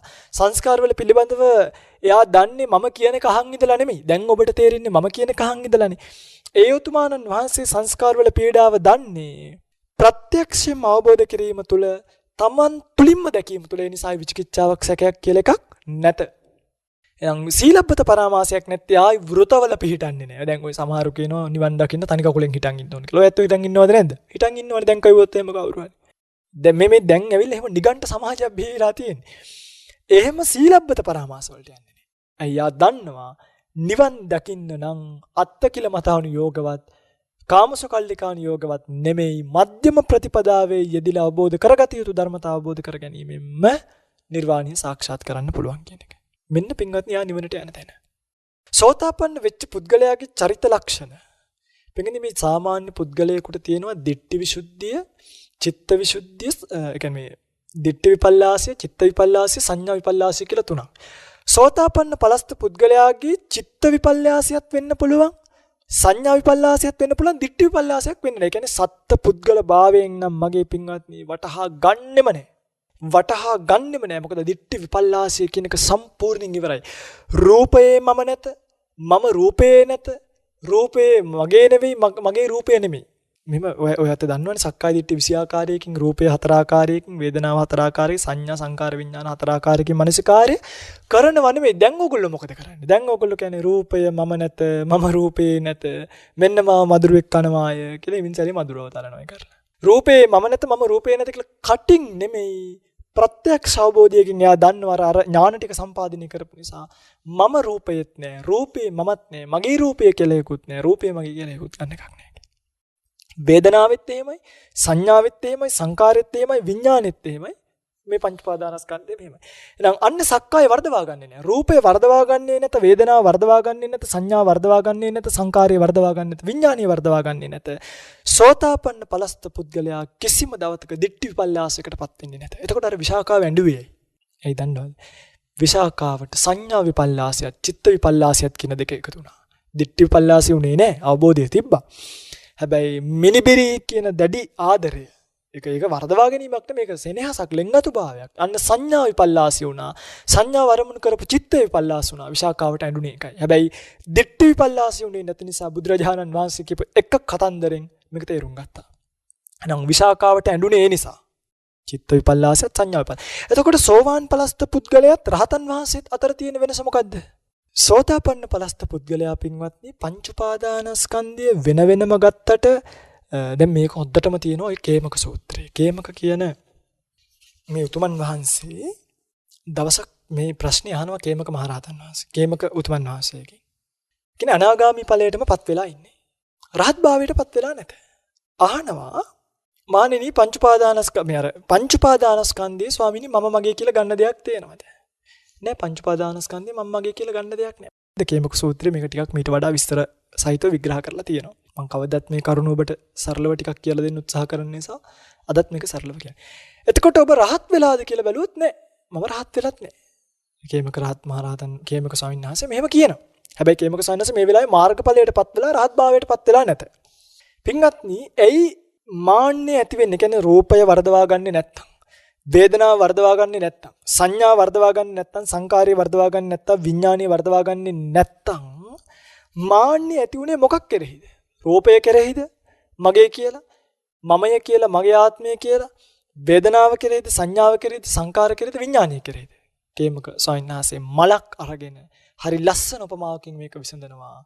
මලේ සුවඳ තියෙන්නේ මල් පෙත්තේ නොව, මල් රේණු වල නොව, නට්ටේ නොව මුළු මලේමයි වගේ. මෙතනදී රහතන් වහන්සේ කියන කෙනාට පින්වත්නි නැති වෙන්නේ. දැන් සෝවාන් පලස්ත පුද්ගලයා රූපේ මම නෑ, වේදනාව මම නෑ, සංඥාවේ මම නෑ, සංකාරයේ මම නෑ, විඥානීය මම නෑ කියලා අවබෝධ කරානේ. හැබැයි මේ පහම එකතු වෙච්ච තැන හැඟීමක් තියෙනවා. ඒක තුල ඇති වෙන මාන්නයට කියනවා මේ මාන්නය කියලා. අස්මිමානය. අස්මිමානය කියලා කියන්නේ. ඒ කියන්නේ ඇතයි කියලා ගන්න පුළුවන් අර්ථයෙන්, සම්මුති අර්ථයෙන් මේක ඉතින් පාලියට දාලා විග්‍රහ කළොත් වෙනම විග්‍රහයක් ගන්න පුළුවන්. නමුත් මේක යථාර්ථය බලන්න එපයි. මේ සූත්‍රය බැලුවාම මේක හොඳටම තේරෙනවා මේ මාර්ගයේ යනකොට. මේ කියන්නේ පින්වත්නි රූපය වෙනම ගන්නෙ නෑ කවදාවත්. වේදනාව වෙනම ගන්නෙ නෑ. මේ පහම එකතු වෙච්ච තැන අස්ත්‍යාර්ථයෙන් මේක මාන්නයට වැටෙනවා කියන එක. අන්න ඒකයි රහත් සෝවාන් පලස්ත පුද්ගලයාට අස්මිමානීය කියන ක්ලේශ ධර්ම ඉතුරු වෙන්නේ. එයා රහත් වෙන දාට තමයි අස්මිමානීය කියන ධර්මතාවයත් එයා බිඳගන්නේ.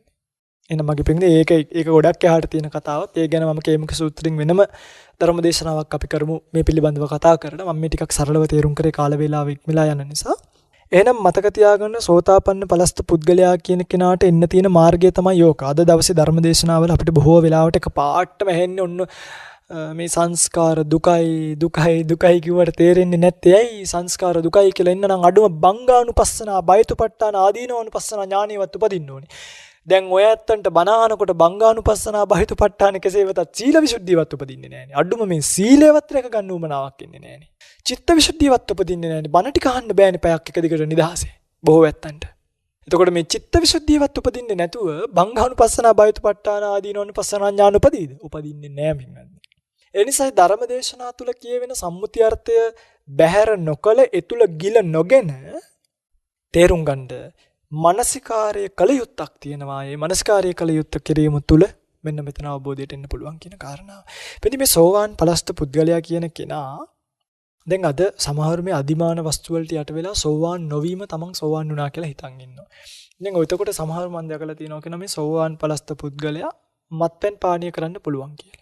ඇව්වම කොයිද සාක්ෂියක්? සරකානි සූත්‍රය බලන්න කියනවා. ඒ සරකානි සූත්‍ර දෙකක් තියෙනවා සංයුත්ත නිකායේ.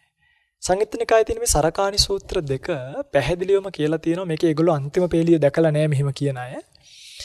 සරකානිතෙම සිංහල පැත්තෙන් තියෙන්නේ මරණ කාලයේදී සීලය සම්පූර්ණ කළේය. හොද්දට බලන්න සරකානි සූත්‍රයේ අන්තිම පේලි දෙක. සරකානිතෙම මරණ කාලයේ සීලය සම්පූර්ණ කළේය. ඒකට සරකානි පින්වත්නි සෝවාන් නුනේ මැරෙන මොහොතේදී. පින්වත්නි මේ කූටදන්ත සූත්‍රය කියලා සූත්‍රයක් තියෙනවා. මේ කූටදන්ත සූත්‍ර අට කතාවේ සඳහන් වෙනවා. සෝවාන් පලස්ත පුද්ගලයෙක්ට කිරි මත්පතුරයි කවලම් කරලා දුන්නොත්. කිරි මත්පතුරයි කවලම් කරලා දුන්නොත් කිරි පෙවෙනවාය මත්පතුර පෙවෙන්නේ නැතේ කියලා. ධර්මතාවයක්. හංසයා වතුරෙන් කිරි වෙන් කරලා ගන්නවා වගේ සෝවාන් පලස්ත පුද්ගලයාට පින්වත්නි කිරි මත්පතුරයි කවලම් කරලා පෙවුවොත් කිරි පෙවෙනවාය මත්පැන් පෙවෙන්නේ නැතේ කියලා තියෙනවා. මේවා පින්වත්නි අපි විශ්වාස කළ යුතු ධර්මතා. ඇයි දැන් එදා ශාක්‍ය වංශිකයෝ සරකානි දැන් හොඳම දේ තමයි මේ බලන්න. සවැත් නුවර හිටියා කියනවා කෝටි 7ක්. කෝටි 7න් කෝටි 5ක් මාර්ගඵලලාභී. ඒකට කෝටි 2යි මාර්ගඵල නොලැබ හිටියේ. අඩුම සෝවන් වෙලා හිටියා කියනවා. එදා සරකානි සෝවන් වුණා කියලා භාග්‍යවතුන් වහන්සේ කීවහම ශාක්‍යෝ එහෙම නිකන් මේ උද්ඝෝෂණයක් කළා නුවර වැසියෝ. මොකද්ද කළේ? අපේ සරකානිට සෝවන් වෙන්න පුළුවන් නම් අච්චර බීලා අපිට බැරි මොකෝ. අරුපාසකම්මට සිල් ගන්න පුළුවන් නම් අපිට බැරි මොකෝ. ඒ වගේ ඒ කාලෙත් ඉඳලා දෙනවා. සරකානිට පුළුවන් නම් අච්චර බීලා සෝවන් වෙන්න අපිට බැරි මොකෝ. එහෙනම් ඒ කාලේ මේ මාර්ගඵලලාභී උතුමන් වහන්සේලා දැනගෙන ඉඳලා තියෙනවද නැද්ද කෙනෙක් සෝවන් වුණාම එයා මත්පැන් පානය කරන්නේ නැහැ කියලා. ඉතින් දැනගෙන ඉඳලා නැත්තම් ඇයි උද්ඝෝෂණය කළේ? අන්න ඒකයි බුදුරජාණන් වහන්සේ සරකානිතම මරණ කාලයේ සීලය පරිපූර්ණ කළේ. ඒ නිසා මතක තියාගන්න සෝවාන් පලස්ත පුද්ගලයා පංචශීලයේ ඉක්මවනවා කියලා එකක් නැත. එතකොට කියනවා රතන සූත්‍රයේ තියෙන්නේ චචාබිටානානි අබබ්බෝ කාතුම් කියලානේ. 6යිනේ. ඉතින් ඒ 6 මොනවද කියලා කවුද ලියලා තියෙන්නේ? ඒ 6 කියන පංචානන්තරීය පාප කර්මවල පින්වත් මේ ඔක්කොම ලියන්න බෑ නේ. රතන සූත්‍රය ගත්තාම සියල්ල ලියපු සූත්‍රයක්ද?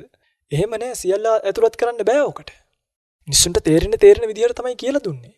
තමන් සෝවාන් නොවි තමන් සෝවාන් වුණා යයි අදිරෝපණය කරගන්නවා. තමන්ටම ආරෝපණය කරගන්නවා. එතකොට තමන්ට බොන්න හිතෙනකොට අර දැන් තමන්ට පහළ වෙනවනේ දැන් ඕක පටන් ගන්නෙ සුරාපානින්. හරිද? අන්තිම එකෙන් පටන් ගන්නෙ. ඕක නවතින්නේ ඊට පස්සේ කාමයේ වර්ධව හැසිරීම දක්වාවිලා. ඊට පස්සේ කියයි සෝවාන් වුණාම කාමයේ වර්ධව හැසිරෙන්නත් පුළුවන් කියන. අරක කියන්න ලැජ්ජයි මුලින්ම. සසුරාපානියෙන් පටන් ගන්න. ඊළඟට බොරු කීමෙන් පටන් ගන්නවා. ඊළඟට ප්‍රාණඝාතයට ගේනවා. ඊට හොරකමට එනවා. අනාගතයේදී ඒකනේ අර කාසාව කණ්ඩකයෝ දරුවා කීල්ල ගහගෙන බිලි බබා ඉන්නේ කියන්නේ සාංගික කරන්න යනකොට දාන්නේ. ඇයි මේක එතනට ගේන්නයි හදන්නේ මේ නිවැරදි ධර්මතාවය දන්නේ නැතුව. තමන් සාක්ෂාත් නොකල කොහොමද තමන් සෝවාන් පලස්ත පුද්ගලෙක්ගේ මානසිකත්වය විග්‍රහ කරන්නේ? කෙනෙක් නිශ්චිතවම කියනවා නම් පිටින් දැන් අපි මේක කියනවා සූත්‍ර අට කතාව අරගෙන පෙන්නලා. හැබැයි කෙනෙක් මේ සූත්‍ර අට කතාවත් බොරුය කියලා කියනවා නම් සෝවාන් පලස්ත පුද්ගලයා මත්පැන් බනවා කියලා කියනවා නම් එහෙනම් එයා මේ මානසික මට්ටමට ගිහිල්ලා කියන්න ඕනේ. නෑ මම දැන් සෝවාන් වෙලා ඉන්නේ මට සක්කාය දිට්ඨිය නැත විචිකිච්ඡාව නැත සීලබ්බත පරාමාසය නැති මට බොන්න හිතෙනවා. ඒ කියන්නේ සෝවාන් පලස්ත පුද්ගලයාට බොන්න හිතෙනවා. ඒ නිසා හඳ දකින්න නැතුව හඳ ගැන කියන කෙනා කියනවා හඳේ හාවෙක් ඉන්නවා කියලා. හැබැයි හඳට ගිහිල්ලා බැලුවම හඳේ ඇති හාවෙක් නෑ හැමතැනම වලවල් තියෙන්නේ. හඳේ ආවාට ටික තමයි වලවල් කියලා පෙන්නේ. අපරාධ මේ ශාසනය විනාශ කරන්න යන්නේ. සෝවාන් පලස්ත මාර්ගය දක්වා ගිහිල්ලා තමන් මේක අවබෝධ කරගෙන බලන්න තමන්ට පහළ වෙන සිතවිලි කොහොමද කියලා. එතනින් මෙහා ඉඳලා අර නොදකපු චිත්‍රයක් පාට කරන්න යනවා වගේ වැඩක් නෙවෙයි කරන්න හදන්නේ. ඒ නිසා මගේ පින්වත්නි සෝතාපන්න ඵලය කියන්නේ ඒ වගේ හරි ලස්සන එකක්. විශාකාවට ඇඬුනේ නිසා. ඔන්න දැන් ඒකත් පැහැදිලි කළා. සරකානි මත්පැන් පානය කරනවාද කියන එකත් පැහැදිලි කරා. සෝවාන් පලස්ත පුද්ගලයා සහ රහතන් වහන්සේ එක්ක වෙන වෙනසත් පැහැදිලි කරා. තව ටික කාලයයි ජීවත් වෙන්න තියෙන මතක තියාගන්න. මේ රහතන් වහන්සේ කියන කෙනා සමාජයෙන් අයින් වෙලා ඉන්නේ ඇයි කියන එක තේරෙනවද? බුදුරජාණන් වහන්සේ පළවෙනි පාර බණ කියන්න පැකිලුනේ ඇයි කියන එක දැන් තේරෙනවද? කොහොමද මෙහෙම සමාජයකට පින්වත්නි බණ කියන්නේ? ඈ කොහොමද මෙහෙම සමාජයක් ගොඩගන්නේ කියලා ඒ කාලේ දැන් අද කාලේ හොඳයි ඒ කාලේ ඉඳන් හිටපු අයව දැක්කහම ඒ කාලේ කියන්නේ බමුණෝ එහෙම ආයිතින් අධි තීක්ෂණ ප්‍රඥාවකින් ඉඳලා තියෙන්නේ. අර එක බමුණෙක් ඇවිල්ලා අහනවා බුදුරජාණන් වහන්සේගෙන් මේ ස්වාමීනි මරුණට පස්සේ යන්නේ මමද මම නෙමෙයිද කියලා. බලන්නකො ප්‍රශ්නේ. මරුණට පස්සේ ආයි උපදිනවා නම් ඒ මමමද නැත්නම් වෙන කෙනෙක්ද කියලා අහනවා. දැන් ඒ මමමයි කියලා කිව්වත් බුදුරජාණන් වහන්සේට නිග්‍රහ කරනවා. ඒ ඔබ නෙමෙයි වෙන කෙනෙක් කියලා කිව්වොත් බුදුරජාණන් වහන්සේ නිග්‍රහ කරන අර්ථයෙන් තමයි මේ බමුණ ඇහුවේ. ඒ මමමයි කියලා කියවනම් අන්න කියනවා එහෙනම් ස්වාමීනි මේ අනාත්මයි කියන එක බරුනේ. ඕක ආත්මයිනේ. මමම නම් ගිහිල්ලා උපදින්නේ ඒක ආත්මයිනේ. ඔබ වහන්සේ කියන අනිත්‍ය අනාත්ම දර්ශනය බරුනේ කියනවා. ඒ මම නෙමෙයි වෙන කෙනෙක් කියලා කියවනම් ඒ බමුණ නිග්‍රහ කරනවා. එහෙනම් ස්වාමීනි මම මේ ජීවිතේ මොනවා කරත් කමක් නැහැ නේ ඊළඟ පාර මට නෙමෙයිනේ වෙන්නේ. බුදුරජාණන් වහන්සේ මොකද්ද කිව්වේ දැන් ඔයත් හිටියනම් උඩ බිම බලයි මමද නැද්ද? බුදුරජාණන් වහන්සේ කියන නච්චසෝ නච්ච අඤ්ඤෝ ඔබත් නෙමෙයි ඔබ නොවේරිමත් නෙමෙයි. බමුණවත් උඩු යටි කුරු කරා. ඔබත් නෙමෙයි උපදින්නේ ඔබ නෙවෙයිමත් නෙමෙයි කිව්වා. ඒ මොකද්ද කිව්වේ? බමුණ අහනවා ස්වාමීනි පැහැදිලි කරන්න. පැහැදිලි කරා ඉතින්. ඒක හරියට මේ වගේ. කොස් ගහක ඇති වෙන කොස් ගහක පොඩි කාලේ ඇති වෙන ගෙඩියට කියන්නේ පොලොස් ගෙඩියක් කියලා. ඒ පොලොස් ගෙඩිය ටිකක් ලොකු වෙනකොට ආයෙ එකට කොස් කියනවා. දැන් අපි කියනවද කලින් පොලොස් ගෙඩියක් දැන් කොස් ගෙඩියක් වුණා. අර පොලොස් ගෙඩියමද මෙතන තියෙන්නේ නැද්ද? එහෙනම් අපිට කියන්න පුළුවන් ලොකු පොලොස් ගෙඩියක් කියලා. ඒ ඔකට කොස් කියයි. ලොකු පොලොස් ගෙඩියක් කියන්නේ අර පොලොස් ගෙඩියමත් නෙමෙයි ඒක නොවේයිමත් නෙවෙයි. අන්න නචසෝ නචඤ්ඤෝ සංසාර ජීවිතේ කර්ම විශයත් එක්ක බැඳිලා යන එක. ඒ කාලේ බුදුරජාණන් වහන්සේට දැන් මිත්‍යා දෘෂ්ටිකෝ 62ක්. සමහරු බල්ලෝ වගේ. කියන්නේ අතරින් ගිහිල්ලා බිමට දාගෙන තමයි කන්නේ. සමහරු ගවයෝ වගේ. ගෝවෘත, සුනක වෘත, කුක්කුඩ. එක එක ජර එළුව වගේ ඉඳලා තියෙනවා. අජ වෘත. ඉතින් පින්ගන්නේ හිතන්නකෝ මේ මිනිස්සු වගේ ඉන්න නැත්තන්ට බණ කියන්නත් මෙච්චර අමාරුයි නම් කකුල් අතරින් ඇවිල්ලා බිම බත් දාගෙන කනකොට බුදුරජාණන් වහන්සේ කොච්චර කරුණාවෙන් මේක කියන්නේ නැද්දනේ. පළවෙනි පාර අහනවා එහෙම කෙනෙක් ඇවිල්ලා ස්වාමීනි මම යන්නෙත් බල්ලෙක් වගේ ඉන්නෙත් බල්ලෙක් වගේ කන්නෙත් බල්ලෙක් වගේ මං ඊළඟ පාර විමුක්තිය ලබයි නේද? බුදුරජාණන් වහන්සේ කව අහන්න එපා. දෙවෙනි පාරත් අහනවා අනේ ස්වාමීනි කියන්නකෝ. අහන්න එපා බමුණ. තුන්වෙනි පාරත් අහනවා. තුන්වෙනි පාර කියනවා ඔයා යන්නෙත් බල්ලෙක් වගේ නම් ඔයා කන්නෙත් බල්ලෙක් වගේ නම් ඔයා ඉන්නෙත් බල්ලෙක් වගේ නම් ඔයාලා ඊළඟ ජීවිතෙත් බල්ලෙක්. බලන්න මේ මිනිසුන්ගේ තියෙන මුලාව ඒ කාලේ තිබ්බනේ. අන්න ඒ නිසයි මේ අදත් මේක වර්ධවාගෙන ඊට පස්සේ අර හරක වගේ ආපු කෙනා අහනවා අනේ සාදු සාදු මගේ යාළුවට වැරදිලා නේද ස්වාමීනි. ස්වාමීනි මම හරි නේද? මම නම් හරකෙක් වගේ මම බල්ලෙක් වගේ නෙමෙයි. මං කන්නෙත් හරකෙක් වගේ යන්නෙත් හරකෙක් වගේ ඉන්නෙත් හරකෙක් වගේ යා වරද්ද ගත්තට මම හරි නේද? බුදුරජාණන් වහන්සේ කව අහන්න එපා. දෙවෙනි පාරත් වහන්න එපා කිව්වා. තුන්වෙනි පාර අහනකොට කියනවා ඔයා යන්නෙත් හරකෙක් වගේ නම් ඔයා කන්නෙත් හරකෙක් වගේ නම් ඔයා ඉන්නෙත් හරකෙක් වගේ නම් ඔයා ඊළඟ පාර උපදින්නේ හරකෙක් වෙලා. නේ දැන් අර බුදු වෙලා එනකොට හම්බ වෙන උපකාජීවය. උපකාජීවය හම්බ වෙනවනේ. දැන් බුදු වෙලා මේ පළවෙනියටම බුදුරජාණන් වහන්සේට හම්බ වෙන ආජීවකයා. අහන ස්වාමීනි ඔබ වහන්සේ කවුද? හරි ලස්සනයි නැවිදින විදිය. ඔහොම අහන්න නැතිනේ නේ. ඔබ වහන්සේගේ ඉඳුරන් හරි ප්‍රසන්නයිනේ. බුදුරජාණන් වහන්සේ මොකද කිව්වේ? මම ජින නම් වෙමි. සම්මා සම්බුද්ධ නම් වෙමි. උපක මොකද කිව්වේ? සාදු සාදු කිව්වද නෑ? ඇත්තද? එහෙමත් වෙන්න පුළුවන් නේ. හැයි උපක බැලුවා නිගණ්ඨනාත පුත්‍ර කියනවා එයත් බුදු කියලා. සංජීව බෙල්ලට්ටි පුත්ත කියනවා එයත් බුදු කියලා. එහෙනම් මෙයත් බුදු කියනවා නම් එහෙම එහෙනම් ඔයත් එහෙම වෙන්න පුළුවන්. උපකාජීවය එහෙම කිව්වා. කොණ්ඩඤ්ඤ වප්ප බද්දිය මහානා මස්සජි පාරමී පුරාගෙන ඇවිල්ලා බණහන්න ඉන්නකොට පළවෙනි පාර එනකොට මම බුදු වුණා කියනකොට අනේ ස්වාමීනි මේ අච්චර දුෂ්කර ක්‍රියා කළා බුදු වුණේ නැති ඔබ වහන්සේ දැන් බුදු වුණා කියන්නේ. ඔහොම පළවෙනි පාර දෙවෙනි පාරත් කිව්වා. නෑ කොණ්ඩඤ්ඤ මම බුද්ධත්වයටපත් වුණා.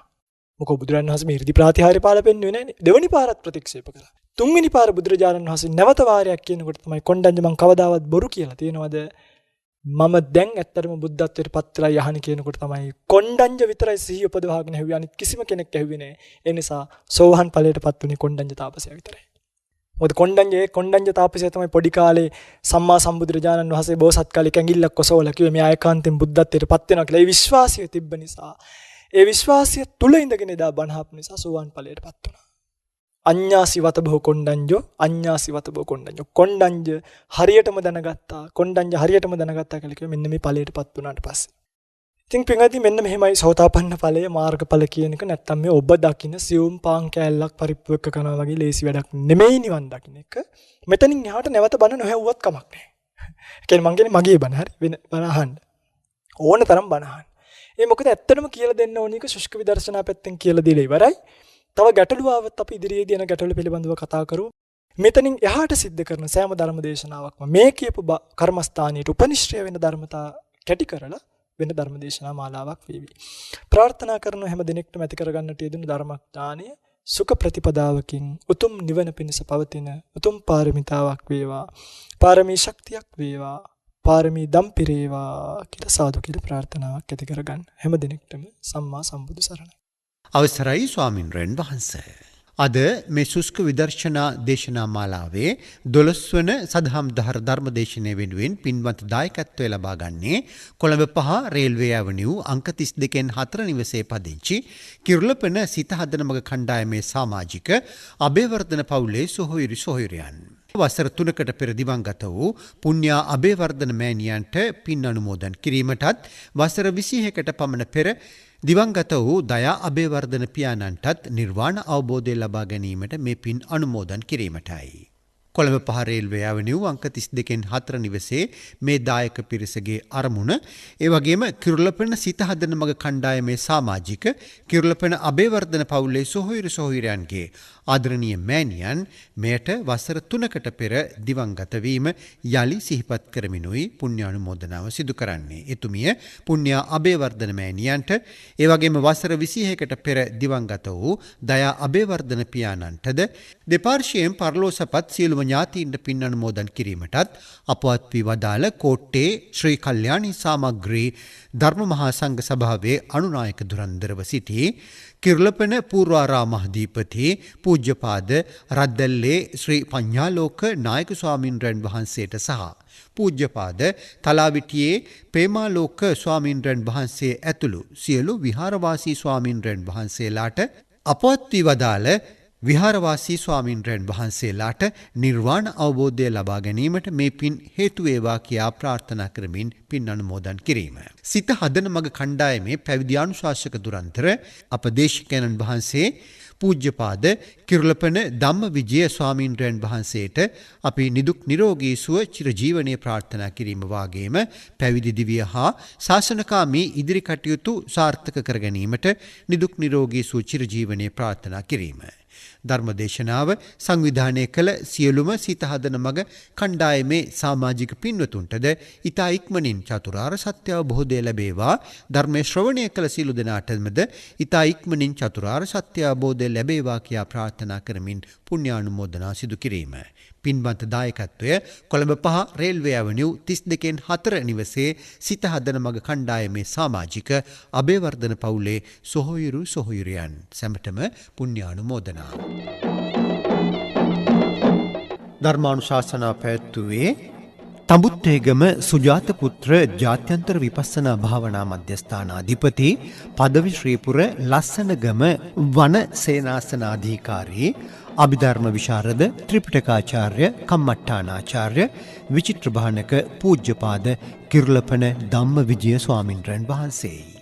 අපේ ස්වාමින්වයන් වහන්සේට නිදුක් නිරෝගී සුව චිරජීවනය අපි සාදුකාරයක් පවත්වමින් ප්‍රාර්ථනා කරමු. සාදු සාදු සාදු. ධර්මානුශාසනාවන් ගුවනට මුස්කරලීමේ සමානුග්‍රාහකත්වය පිටත බිත්තියේ ජලය නොරදන ජාත්‍යන්තර තත්ත්වයේ තීර්ථ නිර්මාණය වෙබ් පේන්ට්ස් සමානුග්‍රාහකත්වයෙන් ලේටෙක්ස් ලංකා ජාත්‍යන්තර පෞද්ගලික ආයතනයටද අපේ පුණ්‍යානුමෝදනා. දහම් සුවඳ වෙළඳ සේවා සදහම් දහර නිරයට යන මග නැවතුමට ඔබට සම්මා සම්බුදු සරණයි.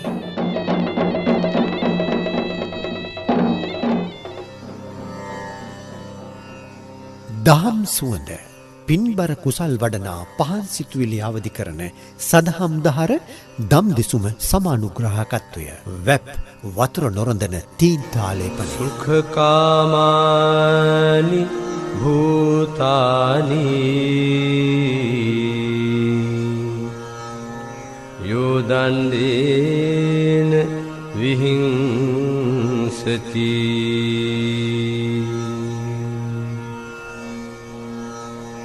අත්තනෝ සුඛමේසානෝ